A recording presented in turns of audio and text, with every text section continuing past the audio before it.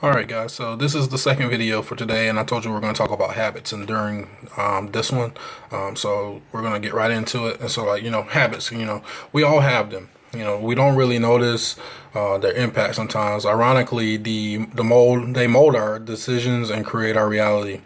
Those are our habits. I'm not going to waste time trying to judge what's a good or a bad habit.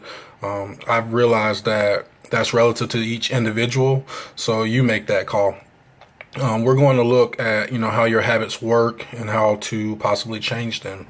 Habits become a part of your subconscious mind. Think about it. What do you do when you wake up every day? Do you grab your phone, scroll? Do you even think about doing it, or is it just something like you programmed yourself to doing it? That is a habit that I am currently trying to break. I love social media. I love the social interaction. I love, sharing things with people. I like to have fun, as most of you would say. It's just one of those things where I enjoy it, but I probably need to limit myself or enjoy it in moderation. I learned watching a video on YouTube that I was kind of setting myself up to be reactive instead of creative. That habit wasn't assisting me in any way as far as the social media. Now, there are some good people that use social media, the platform, as a jump start for their careers and stuff like that. That's what I'm trying to do. That was part of my process of recreating the habit or readjusting the habit, I guess. But think about it. As you walk through your days this week, I challenge you to take note of your habits.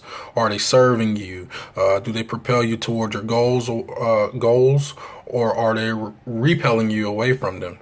Let's say you found a habit you don't find very helpful. How do you go about changing it? I'm never going to say my way is the way. I'm just offering a way, if that makes sense to you guys. I've changed several habits this way, and it was taught to me by people who did the same. The biggest thing to look at is your environment. Most of the time, we fall back into habits we might be trying to break because we don't change our environment. For instance, if you're trying to stop drinking, it might not be wise to have shot glasses around.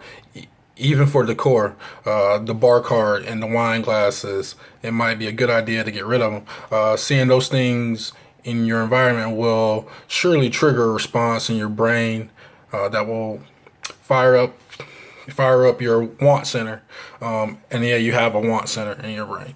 At this point, you're fighting a chemical battle inside of you to resist temptation. Let's look at your triggers. We usually think of something negative when we think of triggers, like people at risk for suicide, eating disorders, PTSD, etc. They can be used to spark positivity as well. So you can have positive and negative triggers. Example, if you wanted to read more, just having books around might trigger you to do that. Joining a book club or watching a review on a book might trigger you to read it. That's how I got into reading. I wasn't a big fan of reading when I was younger, but as I gotten older, spent a lot of time in the military, a lot of downtime, I picked up reading as a habit. Basic example, but I'm sure you get that. You get the point. We can use our environments to set us up for success. Also, what do you have in plain sight every day around your house? Does it help or hurt you? What are your habits in your relationship? Do you listen to understand, or are you just habitually combative? These are the things we should be constantly asking ourselves. You and your partner want to go out more. Start leaving new restaurant menus out. Make a wish list, hang it up somewhere where we both can see it. Reticular cognition, and that's reticular cognition is a real thing. The more our brain sees something, the more we can accept it as a truth in our reality. Facts is being used against you all the time. Facts are being against you. Blah, blah, blah.